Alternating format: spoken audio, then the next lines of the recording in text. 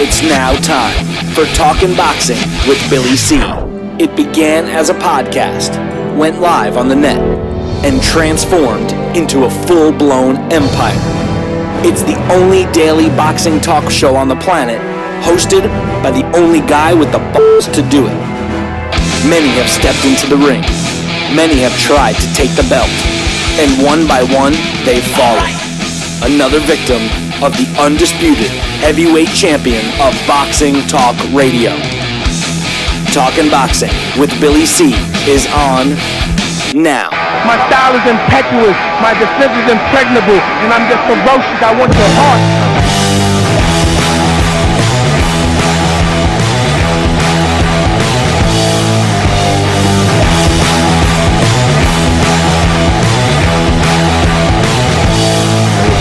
Live from the Billy C Studios in Lake George, New York. I'm Bill Calogero, and it's time for the Billy C Show.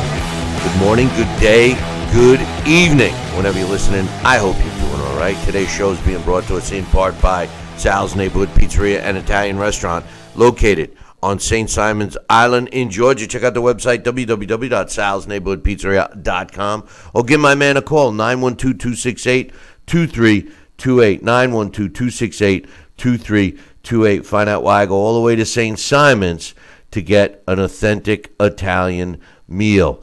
And today's show is also being brought to you in part by my book, Tom Molyneux, From Bondage to Baddest Man on the Planet, is available right now where all good books are sold. And you can get a copy right now while you're watching or listening to this show. Just go to barnesandnoble.com or Amazon.com. Find out why I'm so adamant about getting this man's story told. This is a must-read book for you, because the truth of the matter is that Tom Molyneux should be getting more credit than he does to this day. Read what I'm talking about. Hey, you want to get a signed copy, just visit the website, BillyCBoxing.com, and click on the book. You can't miss it. Or if you're looking to get multiple copies, just drop me an email, billy@talkinboxing. That's TALKINBOXING.com. Today's show, coming up a little bit later, we got Boxing Hall of Famer Larry Hazzard scheduled to join us. And my cough drop just broke in half. And we also got this week's Blast from the Past. Alex Perpali will be stopping by. We do these requests from you guys for the blasts. And this one's a unique one. We're going to be doing a Blast from the Past on Madison Square Garden. That's right. We're going to be doing Madison Square Garden Blast from the Past. We got a bunch of emails to read. Now, I am going to tell you, it seems to happen when we miss a day, like yesterday. We get backed up with emails. So, if you sent an email and we do not get to it today, I promise you we'll be getting to it tomorrow. A lot of emails on Deontay Wilder's performance and where it goes next. But today, the main topic I want to talk about, at least to kick off the show, is the fact that Canelo Alvarez tested positive for a performance-enhancing drug on his upcoming rematch with Triple G. Well, let me read you the statement, okay? Let me read you the official statement from Golden Boy. It says, and I quote, "As part of the voluntary testing program that Alvarez insisted on ahead of the May 5th rematch, one of the results came back positive for trace levels of clenbuterol, consistent with meat contamination that has impacted dozens of athletes in Mexico over the last years." Now, this is a statement from Golden Boy. As Daniel Elcher, director of SMRTL, the WADA accredited lab that conducted the test, stated in his letter that these values are within the range of what is expected from meat contamination. Upon receiving this information, Golden Boy immediately notified the Nevada State Athletic Commission and Triple G. has been planned. Canelo will immediately move his training camp from Mexico to the U.S. and will submit to any number of variety of additional tests that VADA seems necessary ahead of and after the fight date of May 5th. Canelo said, and I quote, "I am an athlete who respects the sport, and this surprises me and bothers me because it had never happened to me before. I will submit to all the tests that require me to clarify this embarrassing situation, and I trust that at the end, the truth will prevail." They added that Canelo's been tested dozens of times over the course of his previous fights, specifically the last dozen, and he's never tested dirty before. And that's it. That's the statement. My opinion is that doesn't matter. He didn't test clean for this fight. This is, in my opinion, it's 100% BS. There's got to be some kind of consequences for Canelo. I mean, from the meat, come on, man. We've heard this before. Joining me right now from St. Simons, who's getting a heck of a lot better weather than I am right now, is my man Sal Rocky Senecola. Sal, enlighten me, my man. What's your thoughts on this? I mean, we've heard the old "it's coming from the meat" story before. I know you feel very strongly about the performance enhancing drug usage, and what's popping into your head right now, especially after hearing that that tear jerker of a statement from Golden Boy, right? So talk to me, Goose. The first thing that popped up my mind, and maybe that's a good thing I'm retired. I don't know, but how I'm wired anymore. But Clara Peller, where's the beef? I'll tell you, man. You know, this is unbelievable. And, hey, you know, this could be a whole new generation. Let's blame the cattle. The cattle are taking Deca-Dorado. They're taking steroids. You know what? You say that in jest, but the truth of the matter is that's been, and you and I have talked about this off there. That's been one of the biggest problems with young people today is they're not held accountable for things, and this is just another example. I mean. You know, here you'd go, and I love the way they throw in that he insisted upon it. You know, so did Floyd Mayweather, and yet they let him take IVs before fights to clean his system out. You know, something has. You know, the bottom line, Sal, is something has to be done. If the meat is contaminated and it's causing problems with these tests, I call me nuts, but I would say one thing. You know what I would say, Sal? Vegetarian? Become a vegetarian. I would say don't eat the meat. You know, I mean, sure. What do you think? Yeah. I mean, what do you think? I can't believe it. I mean, and I'm sure. You know what? Here we are. We're in an era where you know we give steroids or growth hormones to chickens, to cattle, to whatever it is, just to get the meatier or a bigger variety of specimen of an animal that we can butcher and ingest as our consumption of food, and it's bizarre. It's gotten so far out of whack, and I don't know, Bill. I think he's got to have a supervised eating program. you know, it's so bizarre. It really is. I just can't believe it. You know, I want to know this. I want to know how much of this stuff do they feed these cattle in order for them, after the meat's been processed, butchered, whatever they do, to still come up, if this is true, to still come up in a human being's blood test. I mean, to tell you the truth, Sal, we're killing ourselves. We're slowly dying by ingesting the U.S. FDA food. Well, remember this. Remember, this is Mexico. This is the Mexican beef. not to be confused. No, but I mean, no, it's true. What we have going on in our country too is, you know, there's certain things that, you know, you remember our generations, your Italian history, my Italian history. They used to eat the oil, the olive oil, the corn oil, they fried this and that and everything. Nothing ever happened to them. They used to drink a red wine. They lived to be 100 years old. Now everything you eat is bad for you. Gives you blood pressure. Gives you this. Gives you that. Wait a minute. It's all in the additives. Wait a minute. It's bad for you, but if you wait long enough, all of a sudden it's good for you. You know, it comes full circle. It does come full circle. Remember eggs? Don't eat like eggs. Remember, it's like, whoa, don't eat eggs. They're bad for you. And then all of a sudden, well, guess what? Eggs are good for you. And what about coffee? Oh, don't drink too much coffee. Too much. Right? Too much. And then all of a sudden, they just had a study. Oh, coffee's good for you. You know, I mean, you know, coffee. Come on, man. But the truth, you know what? The bottom line is because they do not know.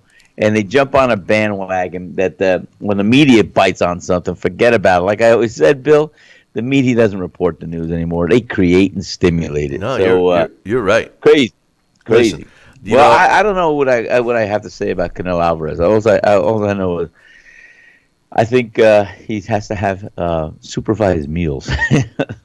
Well, I don't know. You know, listen, I don't know enough about it, but I do know this. No, I don't. If a hunter now there's a high level of Lyme disease in this country, right? Well, at least here in the States, in the East Coast, it is spreading to the West Coast, but found the East in Coast, Lyme, Connecticut. Well, that's where the first little vegetable. That's where the first cases was found. That's why they called it Lyme disease. But the truth of the matter is it's really interesting enough. I saw this graphic of how quickly it's spreading, basically over the last decade. But anyway, my point here is that a deer, a lot of the Lyme disease, the ticks that are infected with the Lyme disease, are associated with deer. And actually, the truth of the matter is they're associated with mice, and that's really the worst carrier. But anyway, I'm using deer as an example because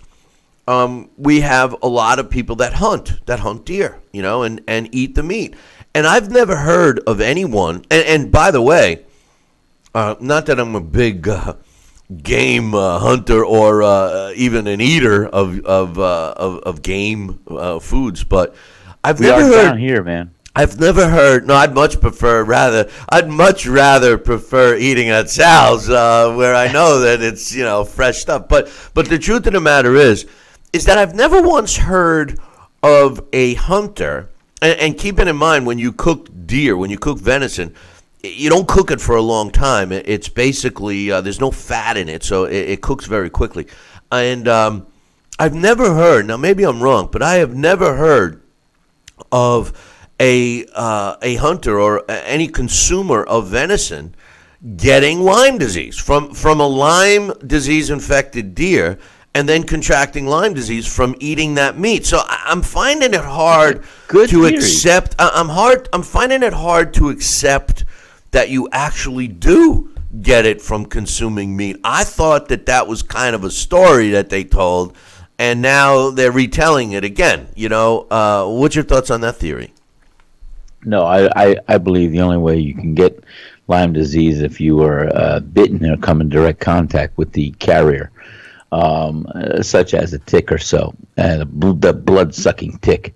But I'll tell you what, remind me of an old story. The Lyme disease definitely is a little different than the steroid situation because I feel that the steroid is something that is in the meat in a sense. I don't know if Lyme disease is in the meat, the blood, the whatever. I know it's in the blood and the joints and all that stuff. Supposedly it settles in there and really disrupts your whole. Wait a minute, Sal, right. Have another sip of coffee. It's not about Lyme disease. My point is ingesting an animal and having the residual carry through into your own blood. I mean, I've never heard it. I'm getting there. All right. Well, we only got we only got so much time, Captain. But listen, I'm finding it hard to accept that they're getting it from the meat, from you know the meat. You know, I mean, it just seems strange to me.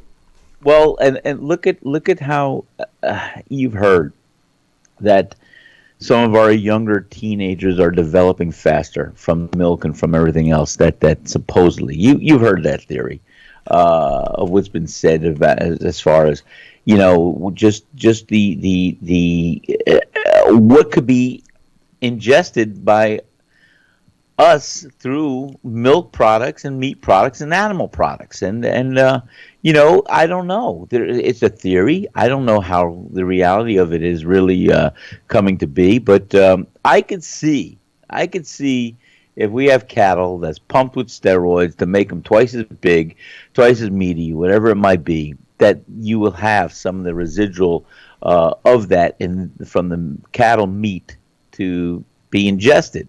I don't know if it's something that you could cook away, cook off, or do anything else, such as maybe the Lyme disease germ or bacteria or whatever it might be will be killed in a heat cooking process. I don't know. I don't know. Well, all I know is when I look at chicken breasts and I see the size of them, I go, oh my God, I don't want to mess with a chicken that's got chicken breasts that big. I mean, geez, I've never seen. I mean, how big are these chickens? And I got news for you. I saw in the store recently this apple, Sal, that looked like a small watermelon. It was an apple, right? And I got news for you. It was delicious. I bought a couple.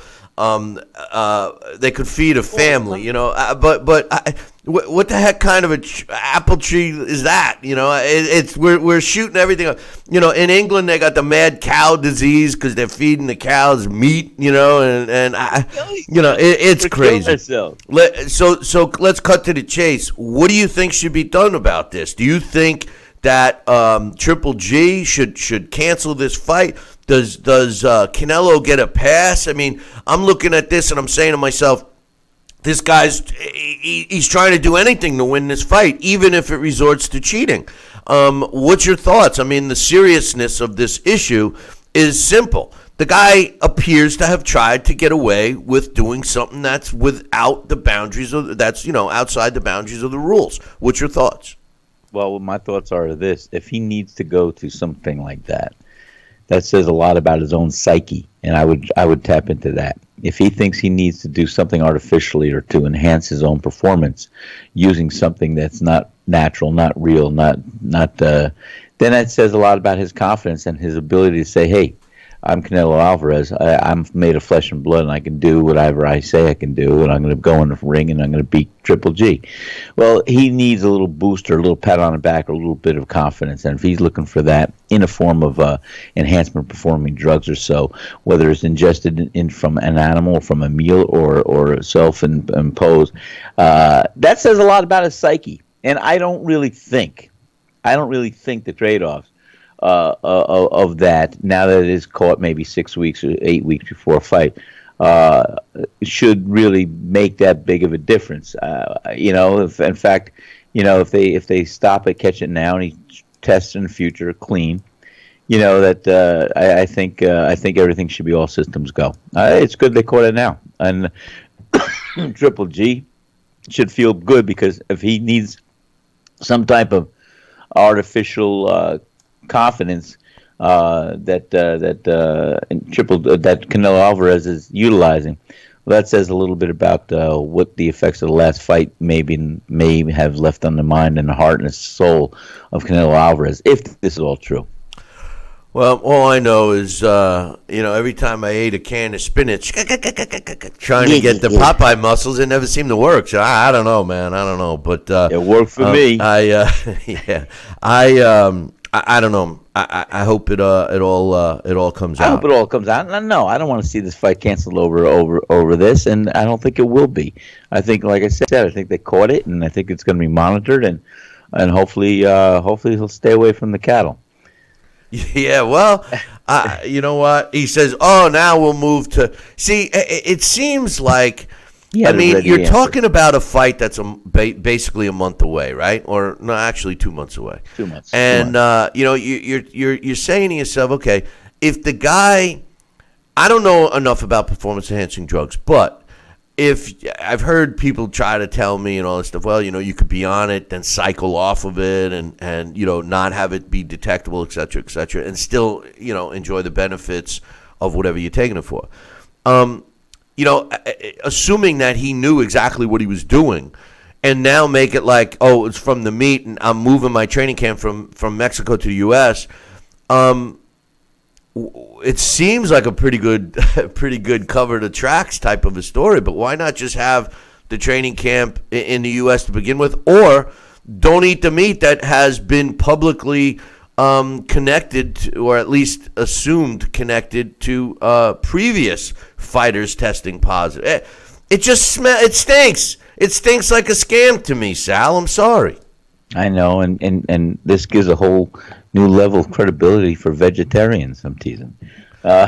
You know, it's crazy. It really is. It really is something else. And like I said, I don't have the answers, but I have a lot of opinions. And you know, some I'll share, some I won't. But the bottom line is, I think you catch it now, you monitor it, and let's see what happens. Some other things I wanted to touch on real quick. You know, we're obviously still talking. I got a bunch of emails. We're still talking a lot about the performance of Deontay Wilder this past Saturday against Luis Ortiz. In my opinion, career-defining performance, as you thought so too. Evander Holyfield had some stuff. He says, and this is really talking about Anthony Joshua. He says Anthony Joshua is fighting a boy named Parker, and Parker's a good fighter. He says he has fast hands and he hits just as hard as Anthony Joshua does. You can't look past this fight. He says you can't look past this opponent because you know what? Styles make fights, and the biggest thing is how much faith you have. If Joshua wins, then Joshua and Wilder could both make about $250 million, so why not make the money while the money's there? But at some point in time, who knows if Joshua will be there? You know, reading between the lines, first of all, I don't know if they could both conceivably make that much money, so I don't know what he's saying. Maybe he knows something I don't. But the truth of the matter is, and I'm not saying they shouldn't make it because it is a huge fight, but I kind of read between the lines. He says, at the end of his comment, he says, but at some point, who knows if Joshua will be there? It's almost like he's suggesting that Joshua's not going to last to fight Wilder. That maybe Parker is going to beat him, or maybe somebody else is going to beat him. How do you take that play on words? You think it just came out wrong, or do you think he's trying to tell us something? No, I think especially, you know, look at Evander Holyfield. He was a warrior and heavyweight champion of the world, and he beat the unbeatable Mike Tyson, and he did some things that no blown up light heavyweight will ever do like that. And I give him all the credit in the world. He did the right training. He did the right diet. And I mean, he did it all. And my hat's off to him. He was phenomenal. And it's like I said, you know, every time, I'm going to tell you, Bill, and you know this, I am a big Anthony Joshua fan. I think he's great. I think he is right now the co-face of the heavyweight division. Because I'm telling you, Deontay Wilder's stock and display the other night just soared with his value. He's got a power punch. Would you stop? Okay. He's got a power punch that nobody can deny, whether you like him or not. But he certainly didn't display anything in that fight. All right. Let's talk about Anthony Joshua. I've always felt in all the fights that Anthony Joshua has entered, and I respect him. I think he's great. I think he's got power. I think he's got the resiliency of coming back and doing this and recuperative powers. I sometimes look at his opponent and the fight level that he's going into, such as when he fought Klitschko. And sometimes I think that Anthony Joshua might be exposed on some level. Now, he was very well tested against Klitschko. We saw the chin. We saw the recuperative powers. We saw his own power. We saw what he did. But, like I said, I think he's such a textbook, fighter that I don't know what's going to happen when he gets in the ring against somebody that can really have the innate ability to be an athlete and move and have a little speed and move on the outside, punch on the inside. I don't know. But that's what I think Evander Holyfield's suggesting, too, that, Joseph Parker may have some surprises for Anthony Joshua. Well, Anthony Joshua, Deontay Wilder has the equalizer. He's got the punching power. So that's always my whole point, and where we fiercely disagree is that that's all he has. And it was obvious on Saturday night that's what he'll rely on. He's gonna sink or swim with his power right.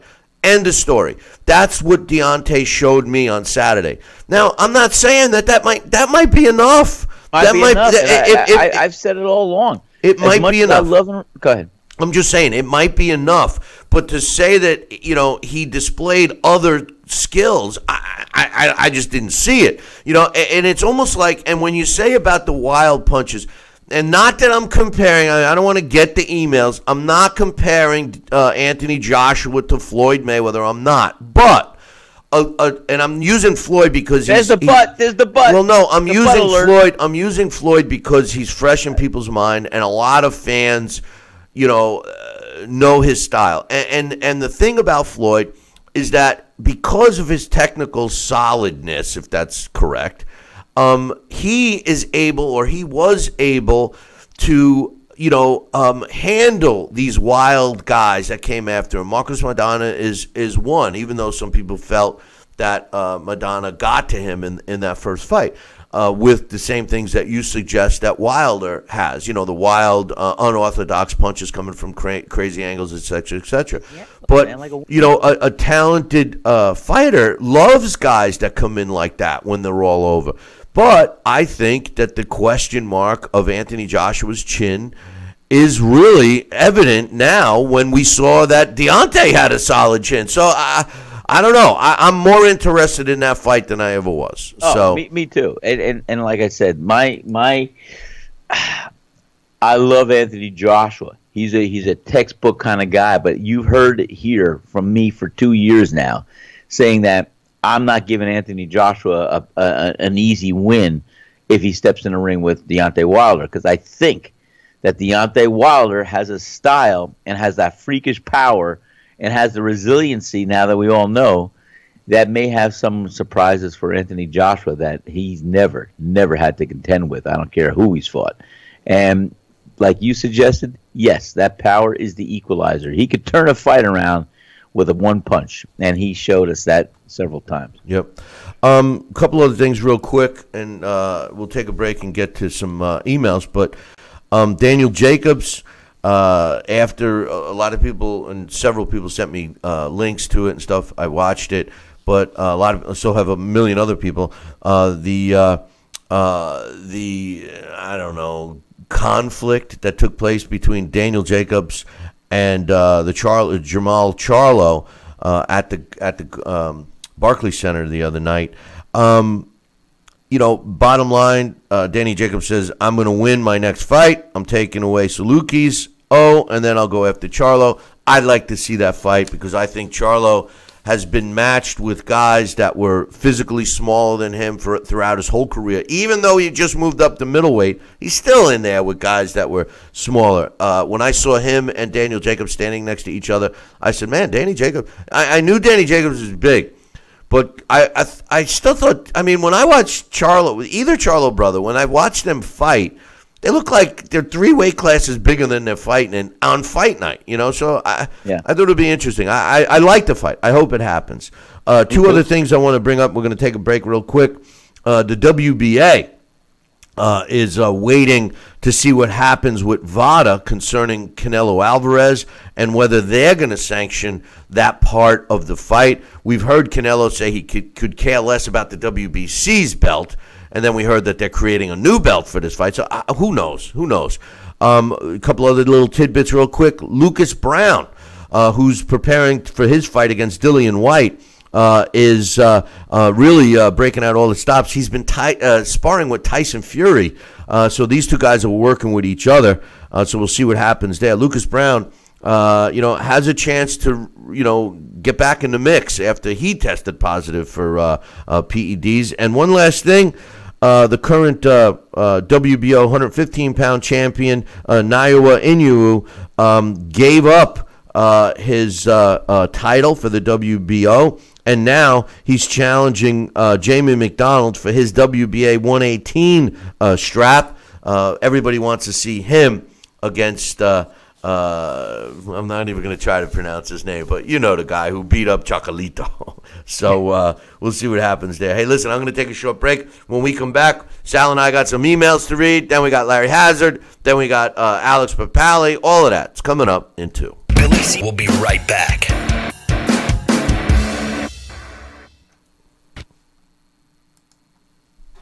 Broken air conditioning, $4,400. Failing refrigerator, $2,500. Don't let outrageous repair and replacement bills like these bust your budget. Get the First American Home Warranty Plan. And when a covered appliance or system breaks, we'll repair it or replace it for you. We had a high-end dishwasher go kaput.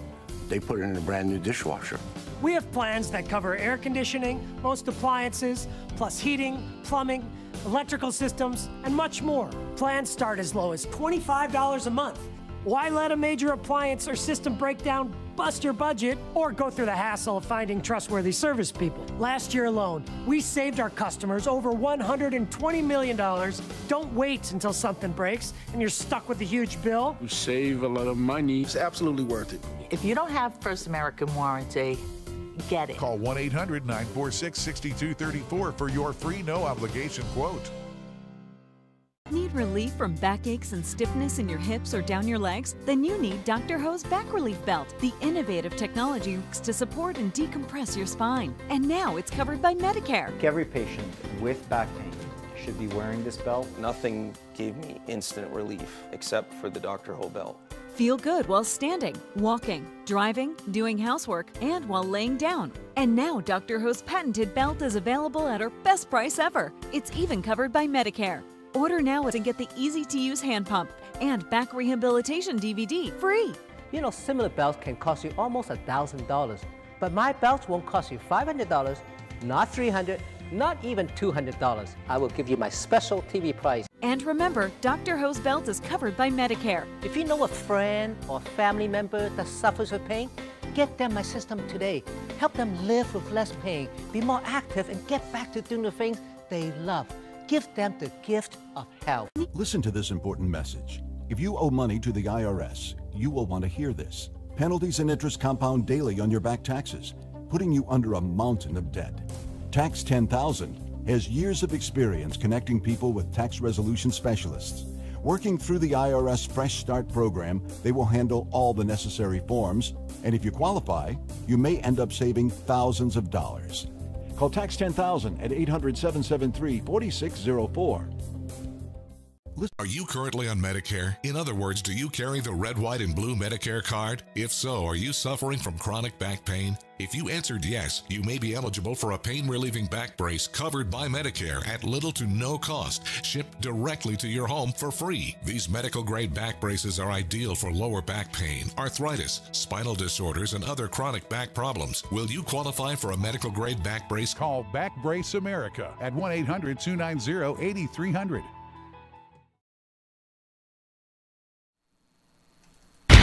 Check out BillyCBoxing.com now, or feel the wrath of the mighty mustache. Oh, that hurts! Why are you doing that to my face? I hate you! That's BillyCBoxing.com. Consider this your warning. Now back to Billy C. Interact with the show at BillyCBoxing.com. And we're back. You're watching and listening to the Billy C. Show. Glad you could be with us. I'm here with my man Sal Rocky Senicola, and we are going to be reading some emails. Sal, you ready? I am. At some point before the end of the show, I do want to make one more comment about Deontay Wilder. God, don't worry. This first one is from my man Morgan. He says, hey, Billy C. and Sal, I'm looking forward to the Canelo Triple G rematch. I know most felt Triple G won, but I viewed it differently. I watched Cinnamon outbox the puncher. In my opinion, Canelo's movement and hand speed was the difference.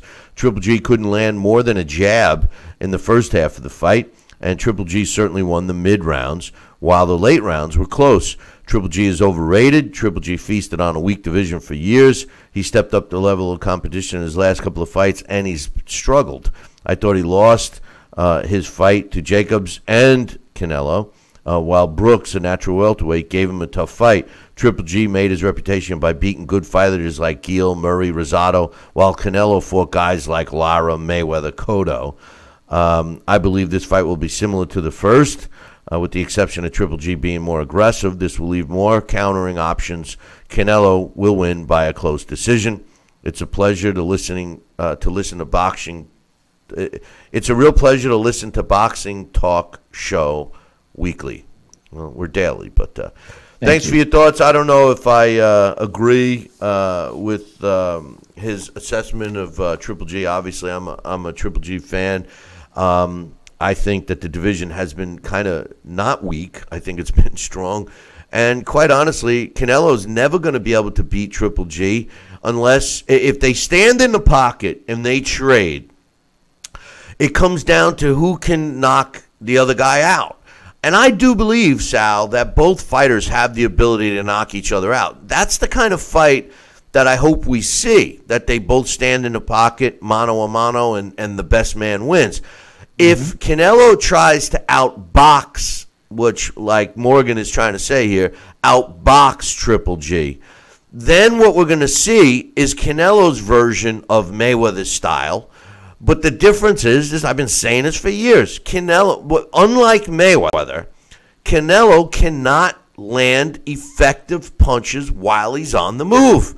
You know, a great boxers like Mayweather, Sugar Ray Leonard, Sugar Ray Robinson, et cetera, Tommy Hearns, they could all land a significant blow while they were backpedaling or moving from side to side or whatever. Canelo can't. He's got to plant his feet to get the full zip behind his punches, and that is a deadly combination when facing Triple G. What's your thoughts?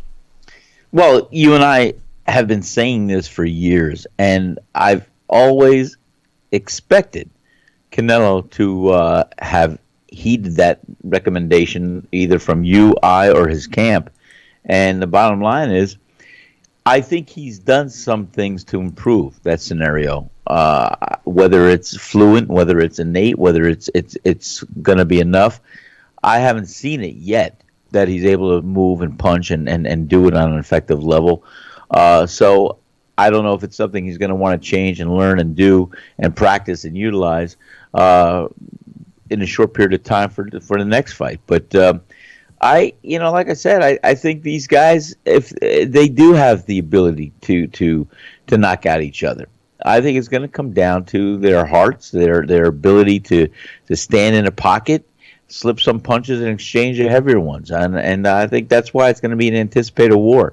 And as we suggested, it's going to be picking up at round 13. Next email, actually, I have two comments from Jonathan from the UK. The first one says, hey, guys, I enjoyed both of your pre-match predictions of the Wilder-Ortiz fight. I felt the fight itself delivered and was very entertaining. Both fighters came to fight, and credit to Deontay for winning a hard-fought fight. The post-fight was raised two questions in my mind. Why has Wilder been given credit for his chin after round 7 when he survived the tough round, but Joshua has had his chin criticized following on from his tough fight with Vladimir? I thought both fighters got hurt and did what they needed to do to get through the rounds and come back to fight and win the fight. I personally think in the heavyweight division, anyone can get hurt, even Evander Holyfield has touched the canvas. And with the dominance of the welterweight division for over the last 10 years, people must be judging heavyweights from the same viewpoint they would a welterweight. The reason this fight and heavyweight boxing is so exciting because of the potential for knockouts at any given moment. The other question is, will we see Joshua Wilder in the summer should Joshua get through Parker? My thoughts are Hearn has always wanted this fight at Wembley, and it's the biggest capacity and is the capital. A Wembley fight has to be in the warmer part of the year, and the ideal time is the beginning of August when in the soccer offseason. I'm suspicious that the talks between Hearn and Finkel agreed this at the end of last year, and Hearn and Finkel have advised Wilder to talk trash from then until they fight to maximize interest, as he makes an excellent heel. Maybe I'm being optimistic, but Wilder will be part of the commentary team for Joshua versus Parker on the UK broadcast. Oh, my God, that's going to sound awful. The Klitschko-Joshua fight was put back and then announced in the ring after Joshua fought Molina. So here's hoping. I really enjoy the shows. Before I get to the next point, which I hope, the big difference, and let's not forget, and the truth of the matter is that Anthony Joshua's hit the canvas. Deontay Wilder didn't. The truth of the matter is, you could say there was one point where the referee should have called it a knockdown. He did. The ropes did appear to keep Deontay up, but that's why they're there. No, that's not why they're there. But the truth of the matter is that it helped. It would have helped Deontay. If it were ruled a knockdown, he would have had those 8 seconds to clear his head. But at the end of the day, he didn't go down, Sal. So I mean, and I don't think that Luis Ortiz punches as hard as Vladimir Klitschko. But the point that I'm getting here from Jonathan is that both fighters have displayed that they're susceptible to hard shots, and both have displayed that they're able to come back from being hurt. So I agree there. What do you think?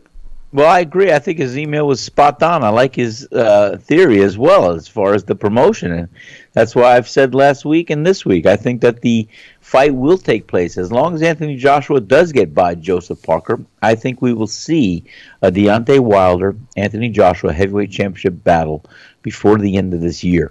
And I like that email. And I will tell you this. I could tie it into what I was going to say earlier.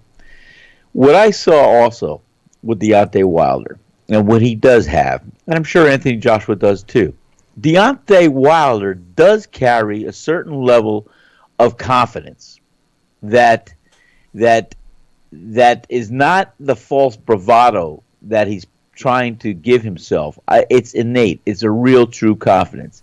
When I saw, as you did, the punches he took and how hurt he was, and that he could have gone down, and you have to look at a fighter at that point of his career who's never been hurt, who's never been tested the way that minute was. He didn't panic. He didn't do what he had to succumb to what was expected to follow. Bill, I'm going to tell you, when he was taking an onslaught from Luis Ortiz at that time, I was saying to myself, holy smoke, I can't believe this is happening. What am I going to have to do to say to Bill when we talk on Monday? Listen, I was doing that. I was eating those words. Yeah, but and then when he came back and he sustained, I said, wow, he is a champion. When he survived it. When he survived it. When he That's survived it, I said, he's going to win this fight. As soon as I saw him survive that, I said, Deontay's going to win this fight. And that was the end of that. Let me try and squeeze one more email in. This is the second part of Jonathan's email. He says, hey, Billy C., hang in there. You caught a lot of flack today for Wilder prediction, but you took it like a man. I'm curious to see why you feel Ortiz has such a great chin. To my knowledge, Ortiz was untested in the chin department as Wilder going into Saturday's fight. I also believe that whilst other fighters carry their power, they lose their punch resistance as they get older. When Sonny Liston got knocked out by Leo Otis Martin, he also was listed at 39, but was rumored to be a lot older. The punches he took from Cleveland Williams in their 2 fights in the late 50s tell me that at that point a good chin, but 10 years later it was deteriorated. Is there any particular reason you thought Ortiz had a good chin? I personally first questioned why he had never been put in with a puncher a couple of years ago when all the boxing hipsters got excited about him, and I felt that was a big question mark. In my last email, I pointed out that the chins in the heavyweight division can't be relied on because fighters are too powerful and need a lot of heart as you get into trouble at some point. Wilder and Joshua both have shown this. I'm hoping that all the posturing, including the talk over the splits to build the fight, makes it happen. Klitschko and Takim fights, Hearn said that was planning for Joshua to fight Parker, Wilder, and Fury in that order. He's gone on record numerous times stating that is what Joshua wants. There were a lot of haggling over money with Parker. To be frank, I think Wilder's behavior, if it is staged, will help build the fight as the money he is saying he wants and saying Joshua's ducking him and turning his head into a villain character in the UK and building up a good classic versus evil match. If this fight is to happen in the UK between May and August, the soccer off-season. Also, Wembley has no roof, so it'll be too cold any earlier. I really look forward to this fight now. Me too. I hope it happens. We'll see what happens. The only way people are going to shut up about who's better is when they fight. That's the only way to prove it. And I love it. I love the fact that we're even having these conversations. Sal, we'll check back with you in a little bit. We are going to take a short break right now. And when we come back, we're scheduled to have Boxing Hall of Famer Larry Hazzard join us. So don't go anywhere. Billy C will be right back. Relief from backaches and stiffness in your hips or down your legs? Then you need Dr. Ho's Back Relief Belt, the innovative technology used to support and decompress your spine. And now it's covered by Medicare. Every patient with back pain should be wearing this belt. Nothing gave me instant relief except for the Dr. Ho belt. Feel good while standing, walking, driving, doing housework, and while laying down. And now Dr. Ho's patented belt is available at our best price ever. It's even covered by Medicare. Order now and get the easy-to-use hand pump and back rehabilitation DVD free. You know, similar belts can cost you almost $1,000, but my belts won't cost you $500, not $300, not even $200. I will give you my special TV price. And remember, Dr. Ho's belt is covered by Medicare. If you know a friend or family member that suffers with pain, get them my system today. Help them live with less pain, be more active, and get back to doing the things they love. Give them the gift of health. This is important news for women using birth control. Hey, fight fans, check out KOFantasyBoxing.com. KO Fantasy Boxing is boxing's only trademarked fantasy game. Check it out, www.KOFantasyBoxing.com. Select your own gym, your own fighters, track them through a season that can last from 3 months to a year, depending upon which league you join. You got to check this out, man. www.KOFantasyBoxing.com. Join it today. Again, www.KOFantasyBoxing.com, and tell them Billy C sent ya. Now back to Talkin' Boxing with Billy C, the only radio host man enough to take a punch from Mike Tyson. Wait a minute, man. Hold on there. Jeremy, man, I need you to take this one, all right? Wait, what? No way. I can't do this. Need I remind you I'm Billy C, damn it? Now put on that mustache and get in there. Hey, look at me. I'm Billy C. Crap.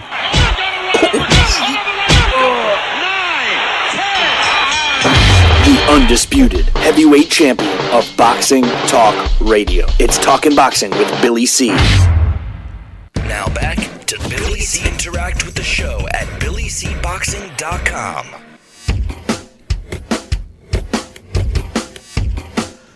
And we're back. You're listening and watching the Billy C Show. Glad you could be with us. And joining me right now, Boxing Hall of Famer and New Jersey Boxing Commissioner Larry Hazzard. Good morning, Larry. Good morning, Billy. How you doing Calm today? before the storm. Calm before the storm. We already getting the storm. So what? I guess it's heading south this time. Normally it heads north. We're already getting it. They said, it's going to start at 7 a.m. I'm telling you, I look out the window as I'm getting ready for the show. It was 7 o'clock on the nose, and it started snowing. I'm like, damn, they were pretty accurate this time, you know. Right. But anyway, speaking of storms, we saw one Saturday night. Deontay Wilder. Listen, I'm just going to start off and say this. I was impressed with. He proved a lot of things to me Saturday night, Larry. Number one, he proved that maybe his chin isn't as bad as everybody says. He took a hellacious beating in the 7th round and never lost his footing, even though I felt that the ropes did keep him up one time, but nonetheless. The other thing he showed to me was that he showed me tremendous heart, something that a lot of fighters say that they have, but they don't prove it. And in my opinion, the only way to prove that you have heart is to show that you have heart during a situation similar to what Deontay went through. I had him losing that fight up until he knocked out Ortiz. Those are all the positive things. My negative is that I see a one-trick pony in Deontay Wilder. his power shot, and that's what he relies on. And it might be all he needs. What's your thoughts on the fight? Where Wilder goes from here? What did you see? Well, you're right. You are absolutely right on all of the above. First, I got to say, you got to give him his props. 100%. You know, we saw a great display of what I call the sweet science. That, if only one aspect exhibit, all of the questions that we last Saturday night, they certainly were answered. He was losing on my scorecard, although I found it quite, surprising that the judges had Wilder ahead. Were you really surprised? Were you that surprised when you saw that? Well, not really. Not really. I was saying, here we go again. You were disappointed. Well, you know what? I never correct your choice of words, but maybe you should have said you were disappointed. Well, maybe that would have been a better choice. Because I know you weren't surprised. I know you couldn't have really been that surprised. I could see you now shaking your head because I'm saying the same thing. I'm watching it. I'm going, wait a minute. What fight were they watching? But forget it. You know what? We never had to live through that, Larry. It ended the way it should have. I'm like, is this for real? Here we go again. Yeah. And Steve Farhood, of course, who really is not a judge. He's a ringside judge. He had it right on. He had Ortiz ahead, like I did. I thought that Wilder got a little bit of a break. I think it was round 6 or at the end of round 6 where Ortiz had him in trouble. Okay, and he got a few seconds extra to recuperate coming out for that round. Not that it would have made much of a difference, because I saw Ortiz, getting tired. I said, oh, boy, Yep. He didn't finish him. Yeah, I think he shot his load. Yep. I could see it. Yep. Okay, I could see it. But like I said, Saturday night, Wilder, he answered all of the questions. And he actually put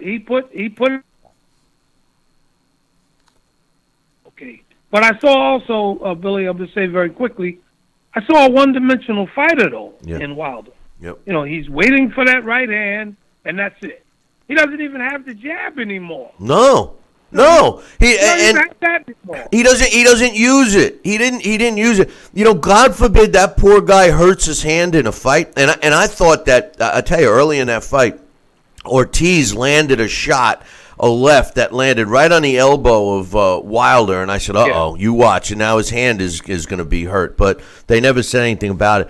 But you're right. I mean, Wilder, especially when he was getting slapped around, he reverts back to what's his normal automatic thing, and that's his power punch. Now the thing is, though, Larry, that may be all he ever needs.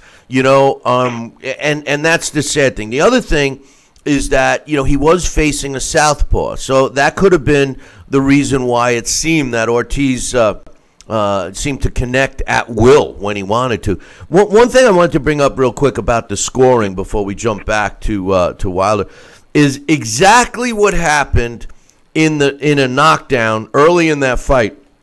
I forget what round it was, maybe fourth or fifth. We had Deontay Wilder knock down Ortiz, and then they showed Steve Farhood's scorecard right after that, and all I could think of was you, because in that round, Ortiz was winning that round. I mean, he was winning, in my opinion, decisively, and then all of a sudden he gets the flash knockdown, because he wasn't hurt. He really wasn't. He gets the flash knockdown. And when Farhood starts saying, he said, well, I gave him a 10-8 round. He got the knockdown. And I said, there's that 3-point swing that Larry is always talking about, because it happened right there. Did he win the round because of the knockdown? Yes. But was it a 2-point round? I don't know. If that knockdown didn't take place, I would have scored that round 10-9 in favor of Ortiz. What were you thinking? Yes. Same thing. Same thing. See, I am convinced that the use of those numbers in a more liberal fashion will certainly contribute greatly towards resolving some of these unpopular decisions, especially when these fights are ending in a draw, or, you know, it takes away from judges keeping the fight close. Okay, and I don't say that they do it out of any dishonest motivation. It's just that they don't want to be criticized heavily. But a lot of these fights, even when they get the right winner, the score really doesn't demonstrate how wide the margin should have been, how great the win was. You know, it was like a close win when it really wasn't. You know, it was a real wide big win. You know. But once again, you know, it's just that I don't think that the scoring system is being used properly, and there was a demonstration of it. You know. Now back to Deontay Wilder and his performance. I mean, you know, I can't criticize his performance in terms of the result and all those things we said a few moments ago with him showing that he had heart and his chin was a little better. But one thing Sal Senecola has been disagreeing with me, and I've taken a lot of flack for it, is that I don't see anything in Deontay Wilder, and people are. I'm giving him the credit. I mean, I'm giving him all the credit in the world. He proved a lot to me. His value in my mind skyrocketed after Saturday night. But at the end of the day, Larry, I still see a guy that doesn't use any boxing ability, whether he doesn't have it or whether he just resorts to the old faithful, his right hand. His footwork is terrible. He's got zero defense. His hands are never up. And, you know, when he delivers the power hand, he's never in position to protect himself. I mean, you know, a good, fast, young fighter. I mean, Ortiz was getting to him. You know, and of course everybody's comparing, well, when he fights Anthony Joshua. Now, the thing I will say about Deontay is he's got the punching power to end it quickly. But should that fight linger on? And that's the other thing.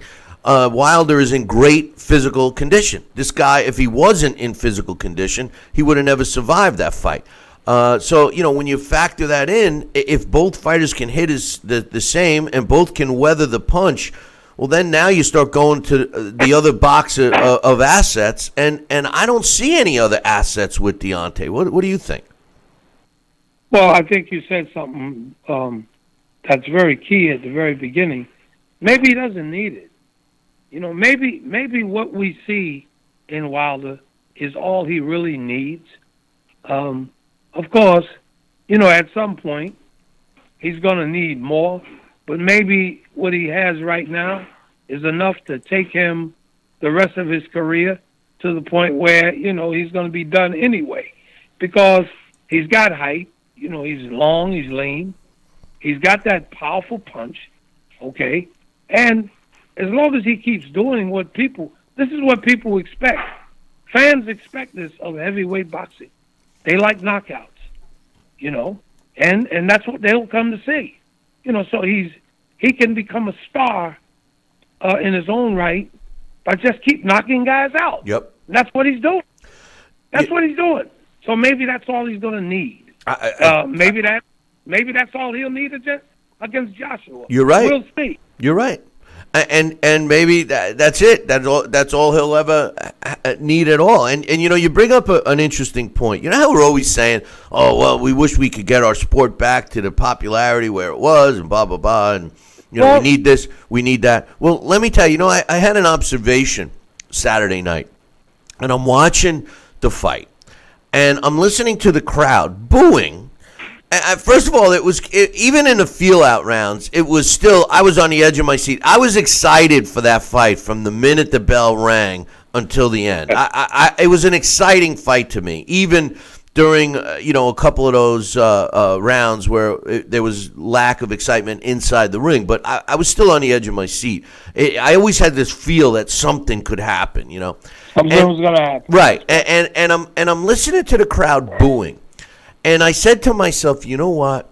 If anybody needs any more proof that what boxing really needs are fighters that are willing to exchange with each other to bring back the masses, then all they got to do is watch the replay of that fight and listen to the audience. The audience wasn't looking at who had the better boxing skill. The audience wasn't watching at who could counter better, and who. All they cared about was who was going to end up standing up, and they were trying to express their feelings by booing when they weren't, going at each other. And when they were going at each other, they're getting standing ovations. So, I mean, there's nothing else that we could ask for from the sport of boxing is to get willing dance partners that are willing to fight, not run. What do you think? Well, see, what we're witnessing now, okay, it just goes to show you the impact that past eras can have on the sport, especially in the heavyweight division. We're still living under the aura of Mike Tyson in heavyweight boxing. And this is what the fans are still used to. Mike Tyson, who comes right out, gives them all the excitement and knocks guys out, especially in the heavyweight division. So, the way that the heavyweight division goes, so goes boxing. So, we eventually got a taste of that last Saturday night. When Wilder went down, it was almost a replica of the Joshua Klitschko fight. This is what fans come to expect in heavyweight boxing. If they don't get it, they boo. Okay? As soon as they get it, they cheer. And we're still living under that whole shadow of the Mike Tyson era where, he came out and he demolished his opponents. As a heavyweight, in heavyweight boxing, this is what the fans expect. And as long as they keep getting it, the sport, will be popular like it was. Boxing was very popular Saturday night. Well, that's, you make a great point, because when Mike Tyson, would fight, and a fight would last 30 seconds, you ask anybody that spent $100 to watch it if they felt they got their money's worth, and they'll tell you, yeah. Now, you watch a pay-per-view you shell out $100 for, and everybody walks away saying, I'll never buy another one again, so it is what it is. But I'm excited to see the showdown. There's one fight, and that's Wilder against Anthony Joshua. There's no reason to let it drag on. Make the fight happen. Deontay will have to go over to England, but he should be compensated. I'm sure there's interest in this fight, outside of the U.S. So I mean, it has to take place. I don't think it'll take place this year. What do you think? Well, no, because his stock went up. Okay, before last Saturday, and I think you may or may not agree. There was no way that I felt Deontay could, get any of his demands. But now he's proven it, man. His stock has gone up now, so he may hold out, for a little bit more. I don't think he's really going to get as much as he, is demanding, but he might get a little bit more. But I don't think the fight's going to take place this year. No, I really don't. No, but he that's should. The fight that people. But he should get his money. I agree with you. I think Deontay Wilder, the best thing that could have happened financially for him was the exact same fight that we watched on Saturday. Because if he was willing to, I don't know if it's still a 50-50 fight, but it's definitely 60-40. I don't think he should take a penny less than 40. Absolutely. But we'll see. And you know what? The demand is going to be there. At the end of the day, the promoters know when they're offering somebody less than what they're asking for, it's because they know what the maximum stream, the revenue stream would be for the fight. And clearly that revenue stream has increased based on Deontay's performance last Saturday. So no, he deserves more money. There's no question about it.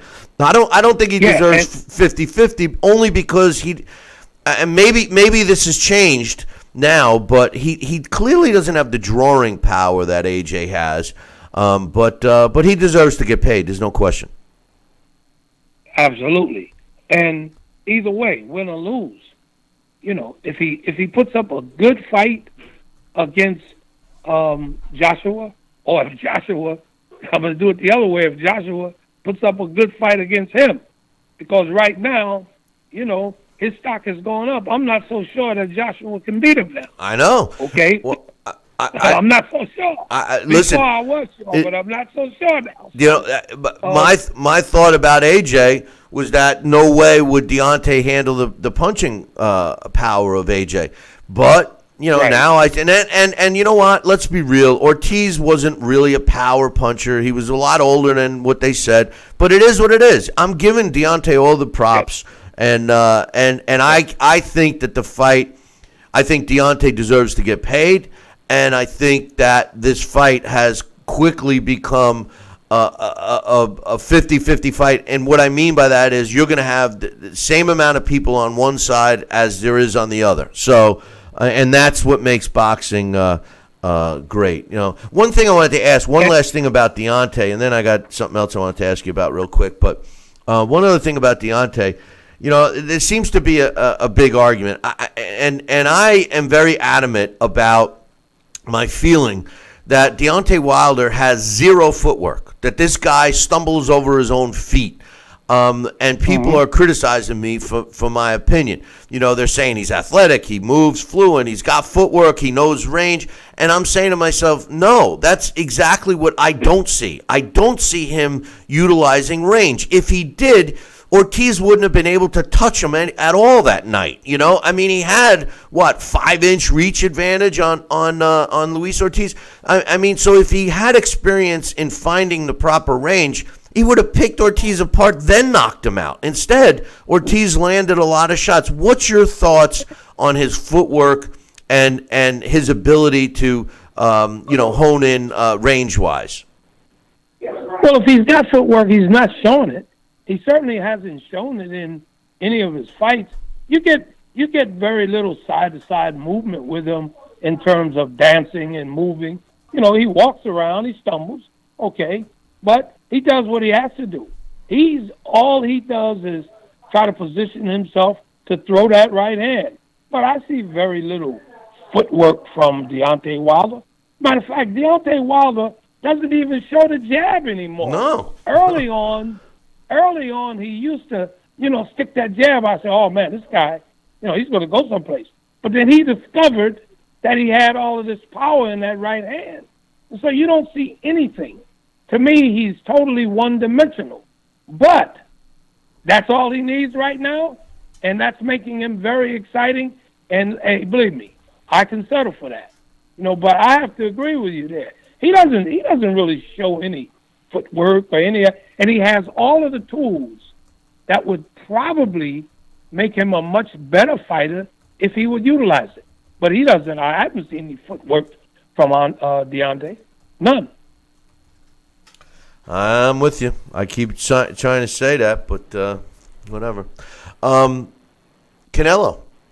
Canelo just tested positive for a performance-enhancing drug that he claims came from the Mexican beef. You remember the old McDonald's commercials? Where's the beef? Where's the Mexican beef? My thoughts on this, Larry, is it's a joke because I think that this guy tested dirty, and you can blame it on the beef all you want. I think there has to be some kind of repercussions. I do not believe that this should just be shoveled under the carpet and be forgotten about. This is what I see is a guy that feels that he can't lose no matter what, and he just did what we don't want fighters to do. Figured I needed an edge somehow, and basically was about to cheat. What's your thoughts on that whole situation? Well, my Bronx Tale quote: "Nobody cares." Okay, Billy, nobody cares. First off, again, where's the beef? They found a convenient excuse, in Mexico about the beef. But why isn't nobody getting sick? Why aren't you, contaminated meat? Wouldn't that make you sick at least? Have you ever heard anybody coming down with any serious illness, but yet still, it's in the food, it's in the beef. That's a bunch of crap. And if anybody really cared, if they were really serious about it, they would start to really, really institute some serious disciplinary actions against these fighters. But that's not going to happen. It's not going to happen. The fight is going to go on. Okay, everybody's going to make the money. The sanctioning groups, Nevada's going to, benefit from it if the fight's there, and that's it. And it'll be written about. It'll have its shelf life, and then everything will die. So we heard about it yesterday, day before. So maybe they'll throw it out there for another day or so, and then it'll all be forgotten until the fight gets near again. They'll bring it up again, but the fight's still going to take place. So it's just news. That's all it is. It sounds like an excuse for Triple G if he loses. If Triple G loses, they're going to blame the steroids. If he wins, they're not going to say nothing, I don't even know if he'll win. Sometimes I wonder if these guys who are on the drugs, if it's really going to help them or not. Sometimes I wonder. Yeah, no, I'm with field and stuff like that. We know that does make a difference, but sometimes I wonder if it really would help them in boxing. They've done many, many studies in the past. I'm not saying with boxers and performance-enhancing drugs, but where they'll have one side taking a drug and the other side thinking they're taking a drug, and they're giving them sugar pills and or giving them something, and they're all feeling the effects that they're supposed to be feeling from the other thing, and they're not getting anything. So I don't know. It's all mental, I think, a lot of times, but so be it. But one last question, and I got to run already, my man. But Sergey Kovalev. It was like it was an uneventful fight. He pounded this human punching bag, and they finally stopped it. Obviously, the undercard, the co-main event in Dimitri Bivol with Sullivan Barrera was a much more significant fight, and it was a more entertaining fight. The question is, where's Kovalev go? I mean, the fights with Ward, especially the last one, where I know his fans say he was hit below the belt and, the referee screwed up and all this stuff. And what I saw was a guy looking for help from the referee. And I've lost a lot of respect for Kovalev. Can he get it back? Is he the same fighter? What's your thoughts? Well, like we always say, the only way we find that out is if he gets the right dance partner. And we'll find out. Right now, I think what we saw Saturday night is about as much as we can expect from Kovalev at this point, unless they certainly have to up the competition, put that in front of him. I don't see him going any further than he's gone at this point, unless Ward comes back out of retirement and they fight again. He doesn't even generate the same amount of excitement that he once generated, and I think that he lost a lot, not just the fight, in the losses to Ward, the complaining, and all of the other stuff. That's not what fans like to see from their boxing heroes. And Kovalev, he just lost a lot from it. He gained a lot when he beat Bernard Hopkins, even though Bernard was over the hill. He still gained a lot from that. But I think he lost it all when he fought Ward. So we'll just have to wait and see where he goes. But at this point in time, they may as well try to find the best opponent that's out there and try to make the match and see where we go from there. But I don't think we're going to see much more than what we saw Saturday night from Kovalev. No, I don't know if my main point, I don't think there's an interest anymore. No. There was way more interest in the co-main event than there was in his fight. Plus, he picks a guy. I mean, if he was fighting Bivol, that's a guy. Let's see him fight Bivol. He's got to fight somebody good. Yeah, he needs to. Yeah, the dance partner.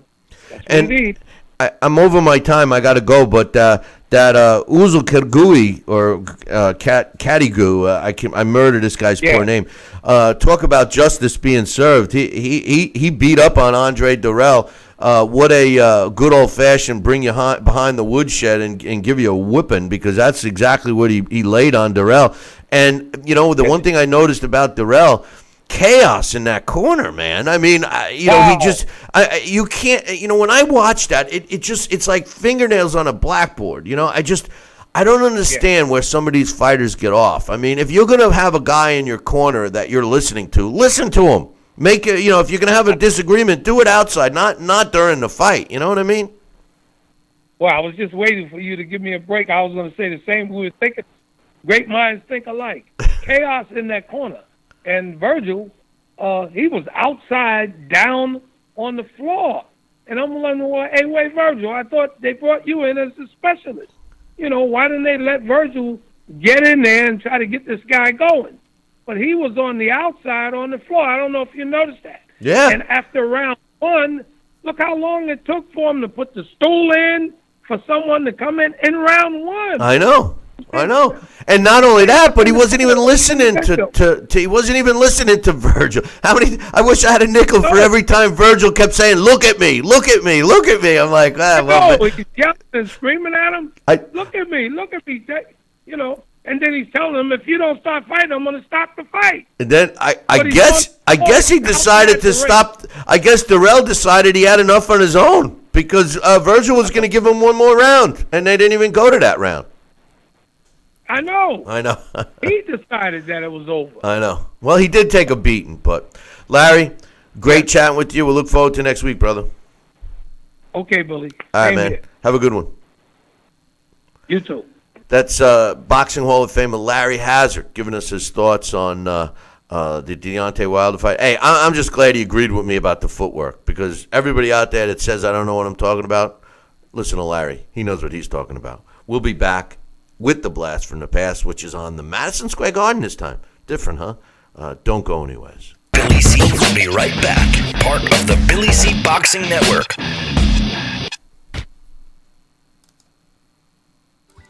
Snacking has never been this exciting. At Graze.com, we combine wholesome ingredients with the flavors we all love to create over 100 exciting snacks. Like these. We'd love to send you a Graze sampler box for free. Just go to Graze.com, enter the code ENJOY36, and we'll mail your free box to your home or office. Join thousands of Grazers already in love with our exciting snacks. So come to Graze.com for your first box free. Need relief from backaches and stiffness in your hips or down your legs? Then you need Dr. Ho's Back Relief Belt. The innovative technology works to support and decompress your spine. And now it's covered by Medicare. Every patient with back pain should be wearing this belt. Nothing gave me instant relief except for the Dr. Ho belt. Feel good while standing, walking, driving, doing housework, and while laying down. And now Dr. Ho's patented belt is available at our best price ever. It's even covered by Medicare. Order now and get the easy-to-use hand pump and back rehabilitation DVD free.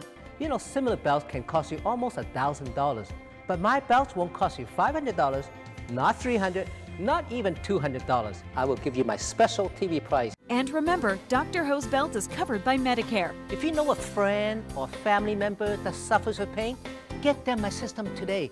Help them live with less pain, be more active, and get back to doing the things they love. Give them the gift of health. Listen to this important message. If you owe money to the IRS, you will want to hear this. Penalties and interest compound daily on your back taxes, putting you under a mountain of debt. Tax 10,000 has years of experience connecting people with tax resolution specialists. Working through the IRS Fresh Start program, they will handle all the necessary forms, and if you qualify, you may end up saving thousands of dollars. Call Tax 10,000 at 800-773-4604. Endless pools are an incredible alternative to traditional pools, making it easy and inexpensive to swim at home. Exercise year-round against a smooth current set to your desired pace and temperature. With our new underwater treadmill, you can walk or run without stressing your joints. Endless pools are simple to install and even simpler to maintain. The water stays crystal clear with almost no chlorine. Call for your free idea kit and experience the freedom of swimming at home.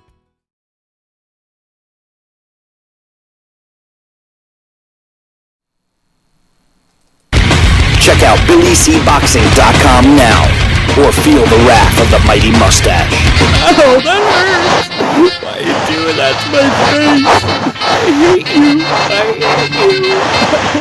That's BillyCBoxing.com.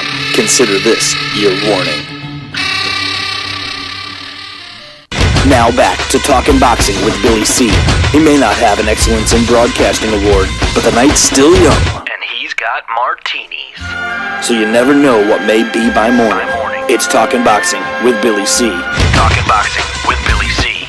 Now back to Billy C. Interact with the show at BillyCBoxing.com.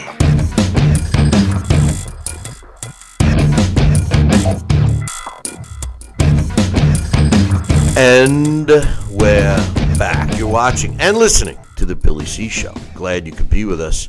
It's that time again. We're going to be doing the Blast from the Past, and this week's Blast from the Past is being brought to us in part by KOFantasyBoxing.com. Check it out, www.KOFantasyBoxing.com. And the Title Bout Championship computer game. Download yourself a copy today.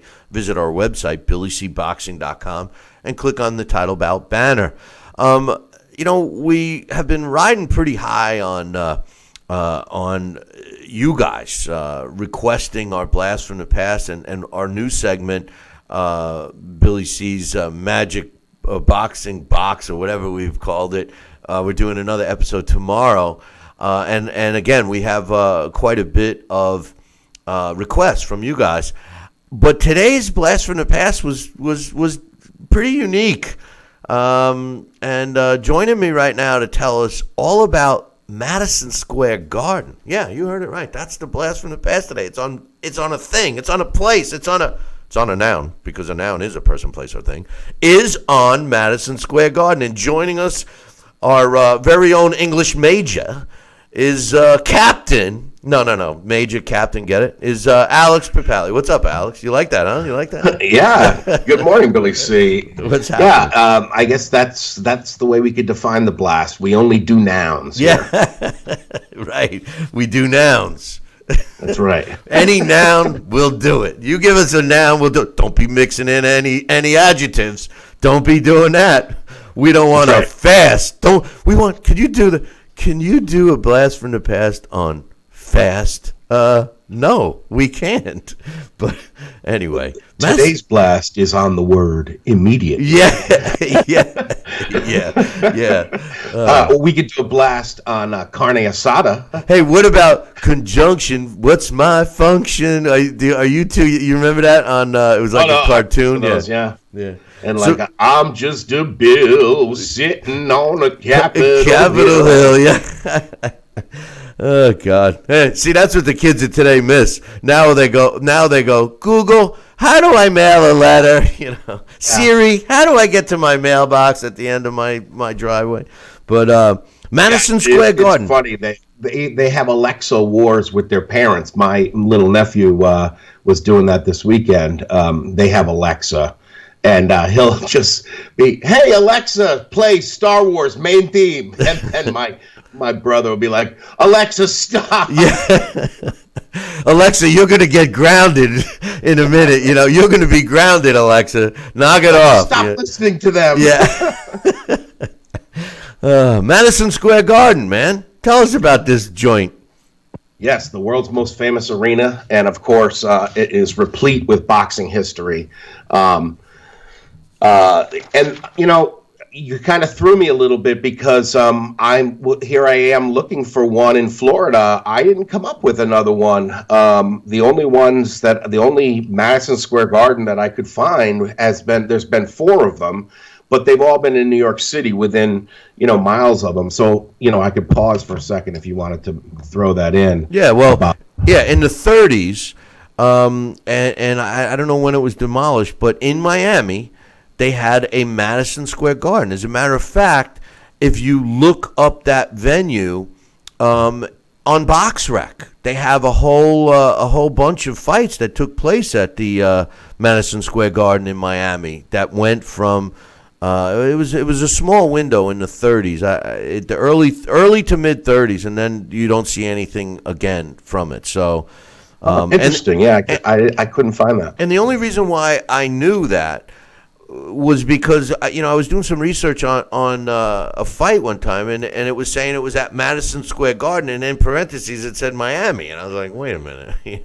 what are they talking about? And then come to find out that there was, and I thought that there was another one somewhere too, but nonetheless, we are talking specifically about the Madison Square Garden in New York City. So tell us about it, because a lot of people might not know that the first one was a long time ago, and P.T. Barnum from the circus is the guy who brought it in, right? Yeah, it's it was back in the 1870s. The first MSG was at 5th Avenue and 23rd Street, and it opened in, I have two dates. It opened in 1879, but then I also see that it was, I think that maybe construction started in 1874, but it was an abandoned railroad shed that had been converted into a sports arena. And there was people critical. It's New York City, so people called it grimy right at the start. And then there was a second location in 1890, not too long later, and that one was at 8th Avenue and 50th Street. And in 1925, the third MSG opened, and that was December 15th, 1925, and that one was at 7th Avenue and 33rd, and as far as I know, that's the same one that's today. It's been refurbished quite a couple of times, and that fourth I'm sorry, did I say February 14th, 1968? Well, that was when the fourth MSG opened. And yeah, of course, it's the first fight was December 11th, 1925, and it was between a guy we've done in the past, another noun, Jack Delaney versus Paul Berlenbach, and Berlenbach defeated Delaney, and of course, Jack Delaney was the guy who had the interesting, it's always interesting how some of these guys get their names. His real name was Ovila Chapdelaine, and he got the name Jack Delaney probably from ring announcers saying Chapdelaine, the way they would maybe sort of tease that name out. People started hearing Jack Delaney. Well, they had such. Hey, Alex, they had such great sound systems back then. But but listen, just to clarify, the original Madison Square Garden was actually an outdoor arena, and that one is one of the reasons that they needed to change it after the first 11 years, and they had demolished it. Was when they came out with the Madison Square Garden at the same location too, which had a roof so that they could actually have other events in there. But the funny thing is that the building at that time, the second time when 1890 when they built the second one with the roof, and that went on till 1925. The cost of that in 1890 to complete. So in other words, they demolished the outdoor one, then they built this new one with a roof that was in existence for those 35 years, cost a whopping $3 million. I mention that because when we get to the latest Madison Square Garden, the renovations alone were 100 times that. But we'll get to that in a second. The other thing is that the third Madison Square Garden that was built was in the new location between 49th and 50th Streets on 8th Avenue, and that was the one that they kept saying was the venue that Tex built. Remember the house that Tex built? Tex Ricard was in charge of that, which was also the reason why boxing started coming to it. That one cost almost $5 million to do in that time. So the money starts going up.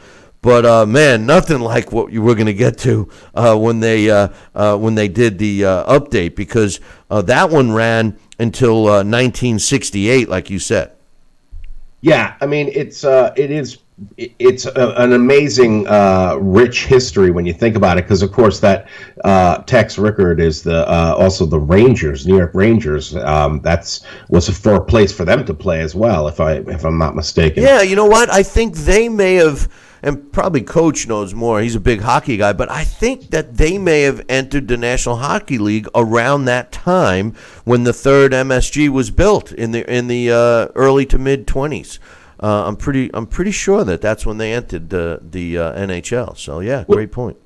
You know how I like morbid connections. There was one that was interesting about the second Garden, and yeah, that was one of the things they called the first one was a car barn for the New York and Harlem Railroad. So that gives you an idea of, it was like a big parking lot. The second one was designed by architect Stanford White, who was, I guess, a kind of flamboyant character, and I guess later was actually that second Garden had a fancy restaurant in the top floor, and Stanford White was shot to death up in that restaurant by an angry husband as part of a love triangle. Oh, you loved finding that. I love finding that. The place has ghosts. That made this whole blast for you, I'm sure. You're like, oh, finally. Because you're probably saying to yourself, oh, geez, I'm not going to be able to look at any obituaries for this one or anything. Well, there's the other extraordinarily public death that almost led to, some more of those voices to ban boxing. Benny Kid Perrette was killed in the Garden. He died a few days later in the hospital, but of course, the beating he got from Emil Griffith is what led to his death. In terms of great fights. Hold on. I got to stop you. Because Sal and I feel, I know. Now we did it, and it's airing on several networks right now. Our Boxing Revisited series, we watched Benny Kid Perrette fight Gene Fulmer in the most brutal fight I have ever watched. It was 10 rounds, Hagler Hearns, and I'm telling you that is the fight. First of all, it ended both those careers, because Benny Kid Perrette was allowed to fight Emil Griffith less than 3 weeks later, about 3 weeks later, and Gene Fulmer only fought 3 more times. He never won again.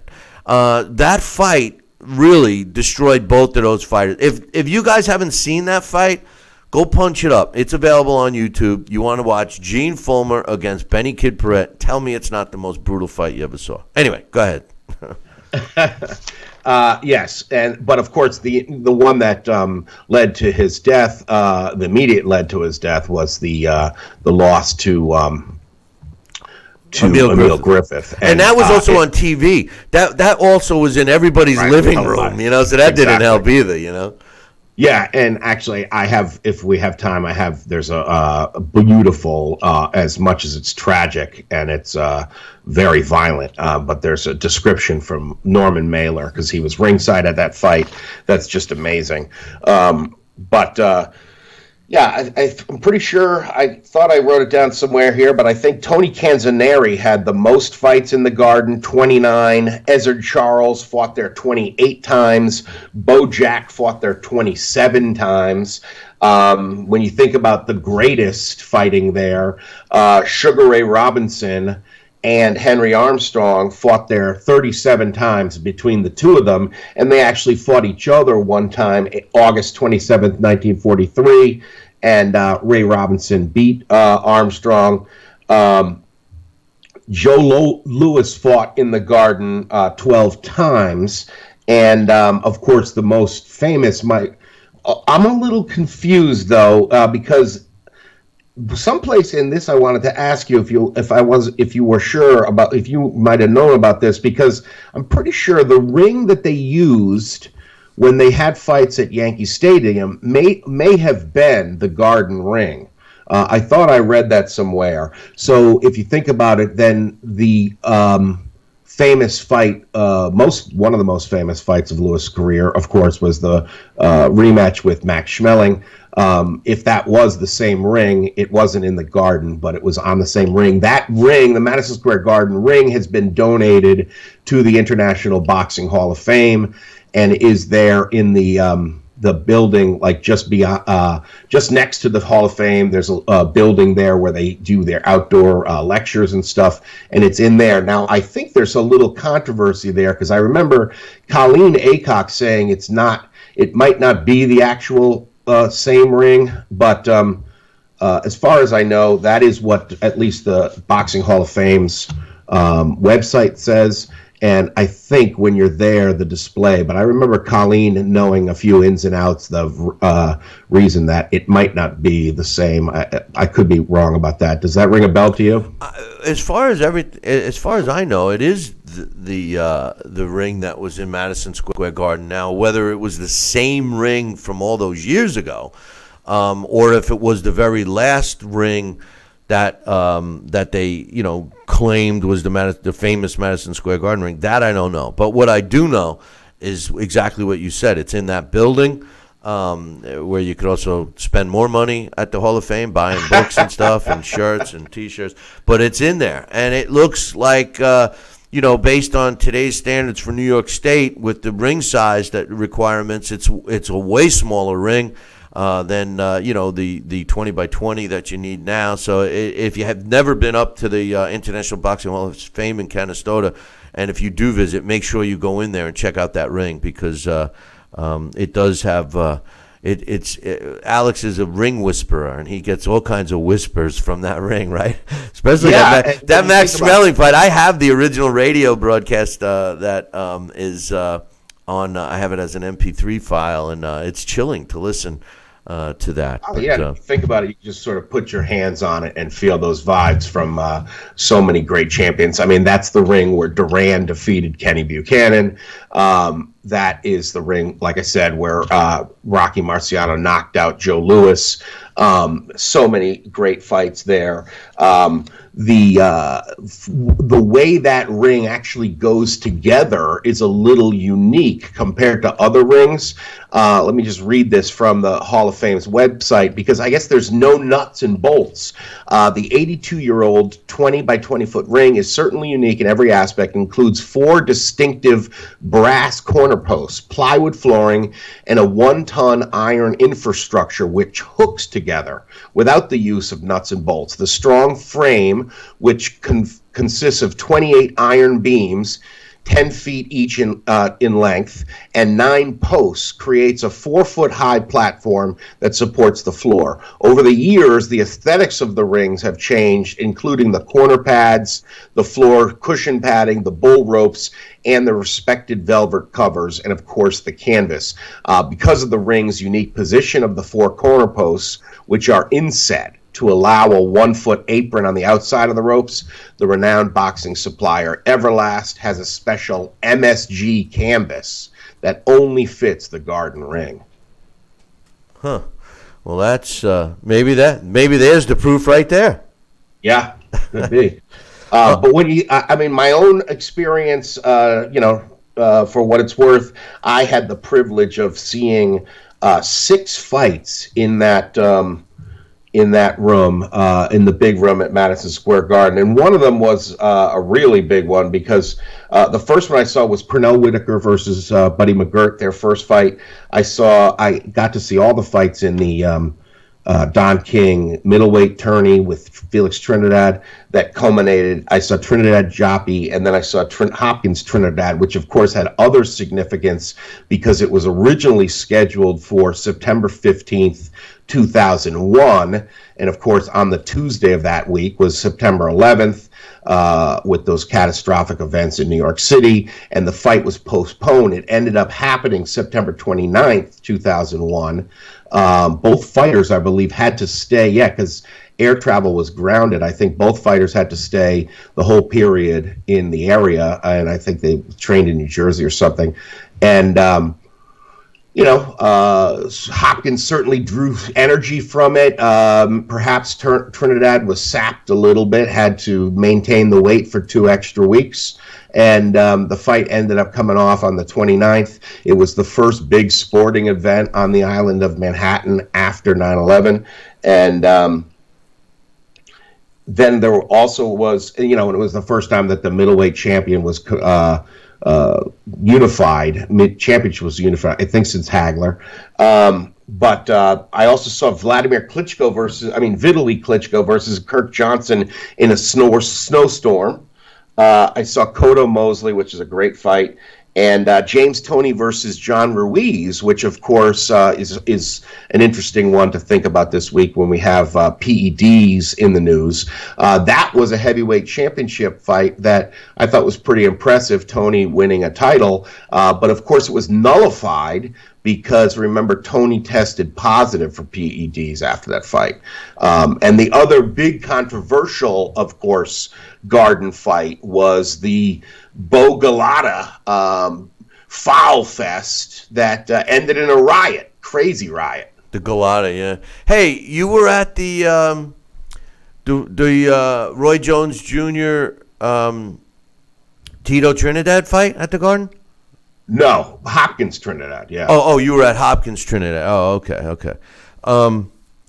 No, because I was at that one. I was gonna say, wow, yeah, I was there. Oh, Jones, he's really well. But yeah. But anyway, just to get back to some of the numbers that amaze me. One thing I want to point out: when Tex Rickard, you pronounce it Rickard or Rickard? I say Rickard. Maybe it is me too. Rickard, I've always said Rickard, but now I'm thinking, oh, geez, the way I've been murdering names lately.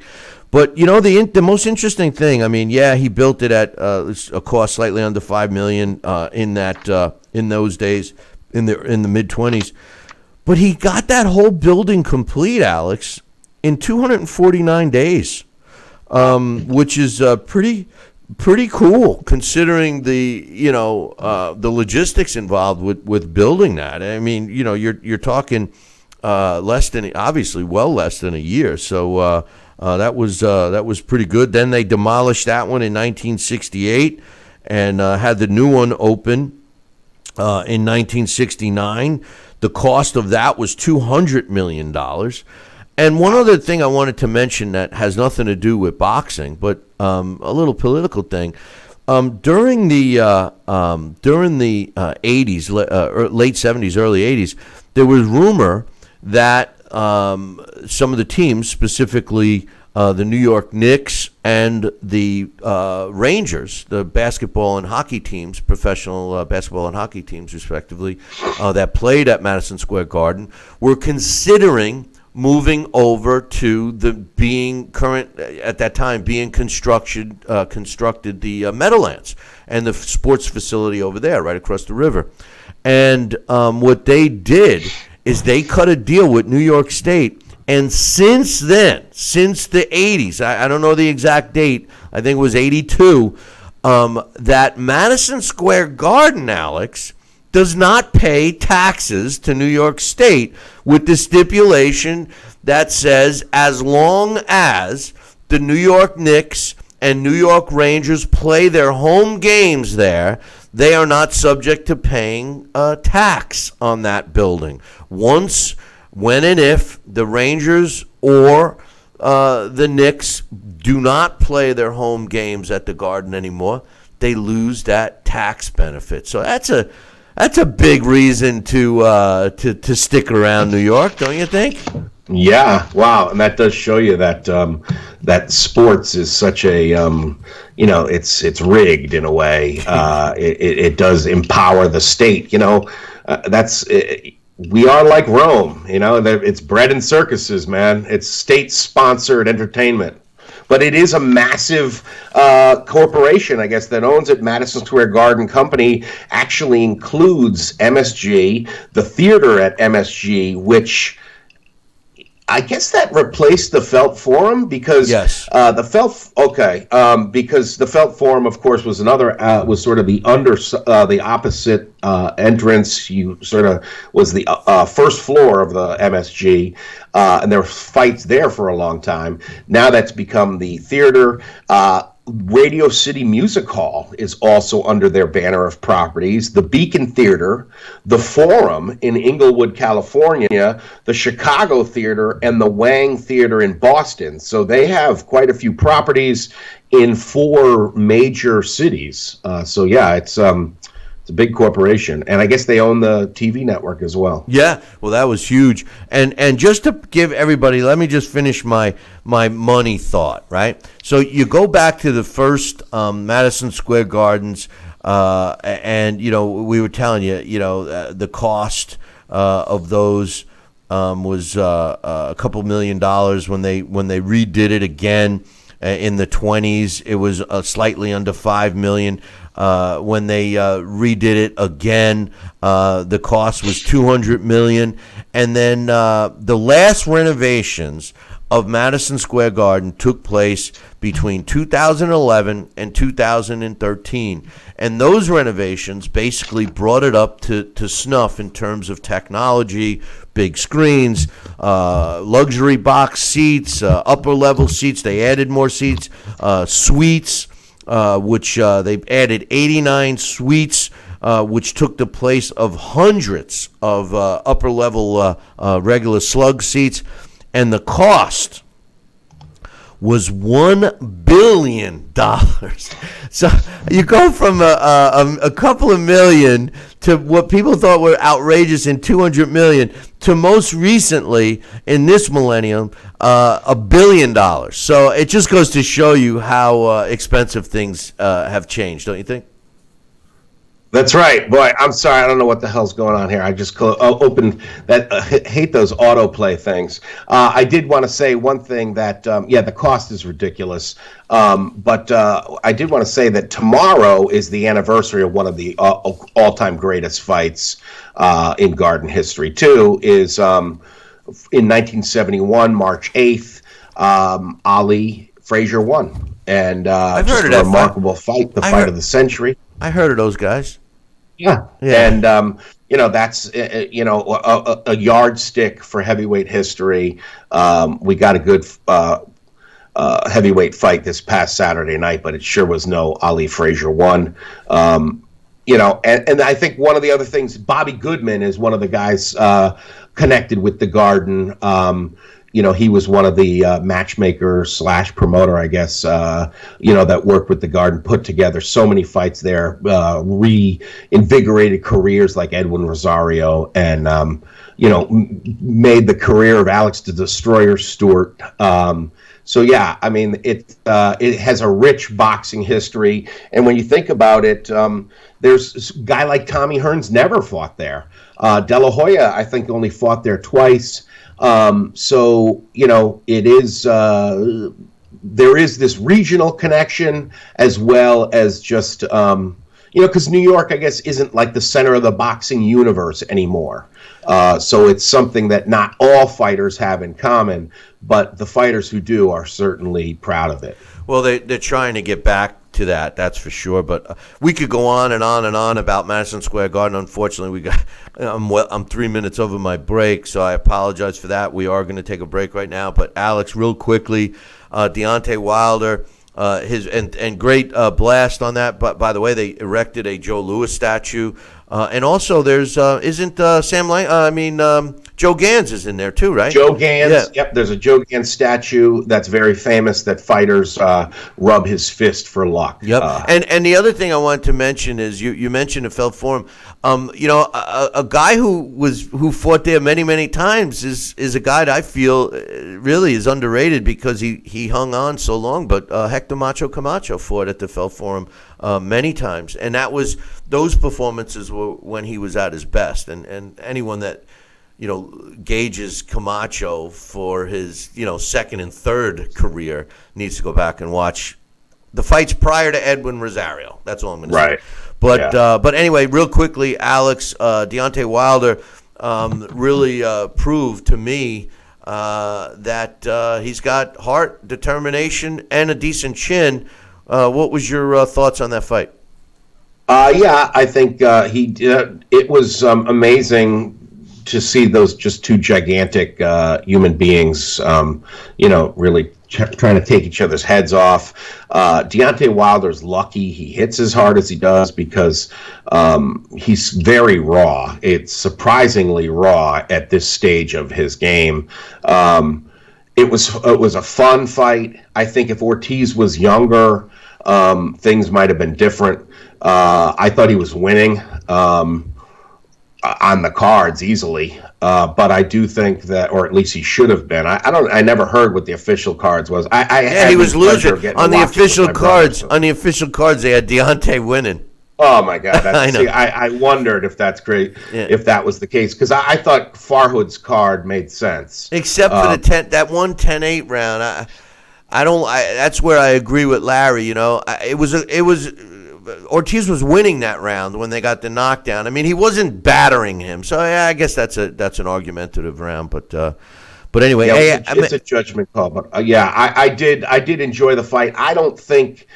I still think Joshua beats him. Like we were saying in last week's blast, there's just a lot more science in Joshua than there is in Wilder. And as much as, we were talking about modern athletes being so much better, John L. Sullivan did take great big swings like Deontay Wilder, I am sure. Well, the only thing I'll say is that Deontay Wilder has some pop, and Joshua's got to tighten up his defense. That's it. But Alex, great job as usual, and we'll look forward to you next time, brother. Billy C., take care. That's Alex Papali doing a great job. Tough one this week with doing that on a venue of all things. So great job there. And there's still a lot of discussion on the Deontay Wilder fight, but the bottom line is that this is a guy that has gained some recognition big time. I still believe that you can look at it bittersweet. And for all the affiliates, radio and TV, we are not taking a break here. I apologize, especially to all the radio affiliates that are looking for this break. We went over our time, so I'm not taking a break, so I apologize for that. But the thing is that sometimes you can have a bittersweet situation, and I believe that that's kind of what happened on Saturday night with Deontay Wilder, because his right hand saved him again, and against a good opponent, and I don't see him doing anything more than headhunting from here on out. But joining us again is my man Sal Rocky Senecola. And Sal, we got some more emails to try and read here, so I will get to those right now. So this first one is from Matt from Buffalo. I haven't heard from him in a little bit. He says, hey guys, undoubtedly you have touched upon the subject of my email to open your show, but I wanted to weigh in. Late at work yesterday, I read the news that Canelo had tested positive for a banned substance, and he used the Eric Morales defense, which was we all know, which was the tainted beef. He says he should have the ghost of Johnny Cochran representing him at the VADA hearings, saying, if it's Mexican meat you eat, it's not a cheat. If it's Mexican meat you eat, it's not a cheat. Typically, I wouldn't care that fight would likely be canceled, but I have spent a considerable amount of money on a ticket to the fight and a trip to Las Vegas. In my many travels to Mexico, I have found pharmacies that sell steroids and HGH legally to anyone over the counter. I then thought of all the fights where Canelo had cut weight and ballooned fight day, and I believe he did it. I have never seen an athlete in any sport as a prima donna level of him. He has done one thing effectively, however, ride the cult of Mexican star pony to the cash barn. If this test is true, it means Canelo has employed the following against Triple G: ducking him for 2 years, De La Hoya evil negotiating, crooked or inept Bob Bennett judges, running, ducking 8 months for a rematch, and steroids. If this was Triple G, I would have gotten a refund for the ticket company already. I will hold out hope that I can see Triple G crushing Canelo in the rematch. Instead, I await the decision from the powers that be. In any case, I believe Canelo's in a tough spot. He was booed by his own fans at the T-Mobile Arena, and he let Abel Sanchez get in his head and make him sound foolish. Then he tests positive for a performance-enhancing drug. I don't ever think I would see a fan favorite like Canelo become the bad guy.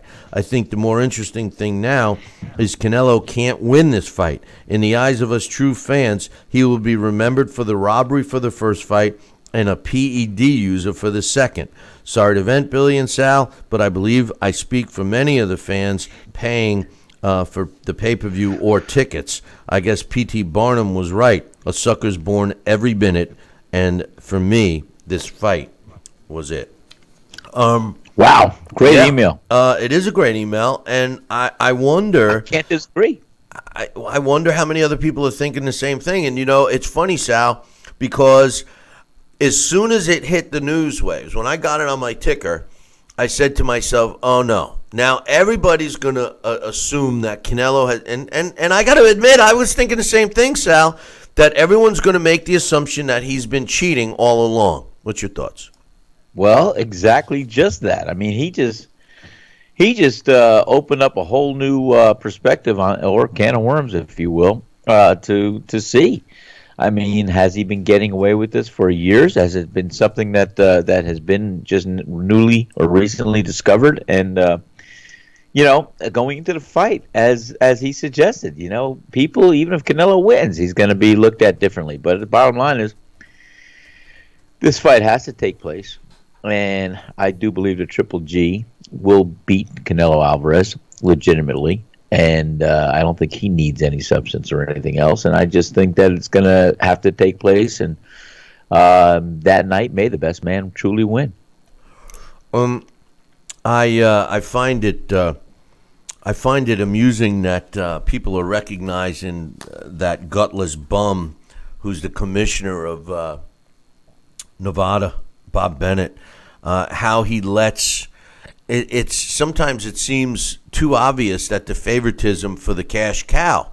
A lot of things get overlooked when you have a guy that's bringing in the revenue streams that certain individuals who fight in Las Vegas all the time and others that will only fight in Las Vegas, how they let them get away with stuff where they wouldn't let other fighters. It's sad. You know, the playing field should be equal. Yes. Let's see. We got a couple of other emails. I'm definitely not going to be able to get to all of them, but I'll read the next one. This is from my man Luke Thunder Breslin. He says, "Hey, Billy C and Sal, hope you guys are well. I've now made my decision. I think there are two separate heavyweight champions holding the WBC belt. I believe there is Deontay Wilder, the man, and then the Bronze Bomber, the Bronze Bomber, the character." He says, "Over the weekend, I was reading some fan reports and watching some fan videos online, and when Deontay is not in front of a professional film crew, he seems to be a well-spoken, humble man. However, when the lights are on him, his Alabama accent is turned up to 39, and out comes the Bronze Bomber. This is where I have a problem you have said about Floyd. I'm struggling to separate the two. Maybe I'm just being pessimistic, self-flagellating boxing fan, but I really didn't find the fight on Saturday that engaging and as exciting as some people are making it out to be. I will say I was impressed that in that seventh round, Deontay didn't go into his strained survival mode where his hands lowered his legs and go stiff, and he just covers up and hopes that the seventh and hopes. I don't understand that, but he says in that seventh, he actually did clinch and hold and get his faculties back, which I was quite impressed about. But for me, it was almost like watching Vladimir Klitschko, Samuel Peter fight again. For me, Father Time has caught up with Ortiz. It was more of a case of when, not if, but I was impressed with the way he did rally in some of those earlier rounds. But my real problem in respect for the fight went out the window as soon as the Bronze Bomber opened his mouth. I've said it before and I'll say it again. I just can't have the stomach for it anymore. In the ring, he was quite humble and gave props to his opponent, but in the post interviews I've been listening to, he was back to his usual garbage spouting self. One thing I would like to pick up on, which I thought was quite funny, was he was interviewed for the BBC, and when asked about why the AJ fight is stalling, he quoted as saying, because there's too many people around Anthony milking him for what he's worth. Eddie Hearn is making him milking him for all he's worth. I find that rather hilarious, considering 75,000 people are involved in Deontay's career. I suppose there was an element of the rebellious teenager in me who doesn't like to be told what to do and who to like, etc. But when everyone keeps telling me you got to give props to Deontay, I was kind of shrugging my shoulders and said, why? He told us he would do this. He's been telling us for months that he was the best ever. He's the best boxing heavyweight ever, in his mind, he's saying. So ultimately, this was what was going to happen, so I don't see why I should give him props, considering he's been giving himself props this entire time. I've allowed him to do what I always said he'd do to everyone else. He's isolated me as a boxing fan, and I just want to say to him to go away. There's nothing I saw on Saturday as an Anthony Joshua fan that worried me, apart from the post-fight fight interviews. I do think you're right, Bill. I think we'll be lucky to see this fight this year, let alone next year. It's sad, but I really got the feeling this is going to go the same way Riddick Bowe and Lennox Lewis did. I'm praying I'm wrong. He says, I naturally assume this will be coming up on the show, but I'm absolutely blown away about the PED from Canelo. I can't wait to hear about that. Yes, we did talk about that on the show. I don't know, Sal. Thanks for the email, Luke. I don't know. Good, I mean, I'm not a big, I thought Deontay. Listen, Deontay Wilder, in my opinion, I said it Monday. I'll say it again. He impressed me. He proved to me that he's got heart. He proved to me that he's got a chin, and he found a way to win the fight. And this is all, in my opinion, from a guy who doesn't display any other boxing skill except punching power. And I even compared that to Rocky Marciano. I give Rocky Marciano credit for being a Hall of Famer because he's in the Hall of Fame because he possessed one thing, punching power, and a granite chin. And he also was well-conditioned. Now, Deontay Wilder's always well-conditioned. I don't think he's got the chin of Rocky Marciano. And he probably doesn't even have the power of Rocky Marciano. But like Rocky Marciano, he's able to get by with the limited tools that he has. And I give him credit for that, Sal. Well, absolutely. You said the thing that rises to the top all the time. He knows how to win, or he knew how to win. And that's what champions do. They find a way. They have the ability to dig deep and just go on instinct and know how to win. Like I said, it's something that you don't have to even overly kill with explanations. It just happens to be what is the end result. Rocky Marciano was famous for that. He'd break you down. He'd be behind on points. And you know what? I agreed with you, with Larry Hazzard. I had Luis Ortiz ahead in that fight. I had him ahead even going into that 10th round. He was ahead by 1 point. I had 85-84. And, it was a great display. And like I said, winners or champions know how to continue to win. Yeah, it's a mindset. There's no question. It's a mindset. Yeah. It is. And like I said earlier, he truly believes in his heart of hearts that he is the baddest, that he is the best. And guess what? That confidence exudes, and it comes from within. And it's not false bravado. It's not something that he has to tell himself. He truly believes that. Because when he was eating that leather and he was hurt and rattled, like I said, he didn't go into panic mode. He didn't go into anything other than saying, all right, I got to get back on my horse and I got to ride to victory. And that was with the fighter we saw. Maybe none of us or some of us didn't expect it, but that's the fighter that came out and prevailed, and that's why he is a winner. That's why he is a champion. Yeah, he's a champion, and we'll see him move on. That's for sure. Yeah, that's for sure. In any event, listen, we will be doing a show tomorrow. I didn't get to all the emails today, and I apologize if you did send us an email. We will get to it. We still have a couple left. I got one from Greg. I got one from Jeffrey. And I got one from my man Mike from Michigan. So make sure that you guys tune in because we will get to them tomorrow. So anyway, and speaking of tomorrow, make sure you tune in tomorrow morning. Same bat time, same bat channel. Until then, I'll leave you with this. Ciao, baby.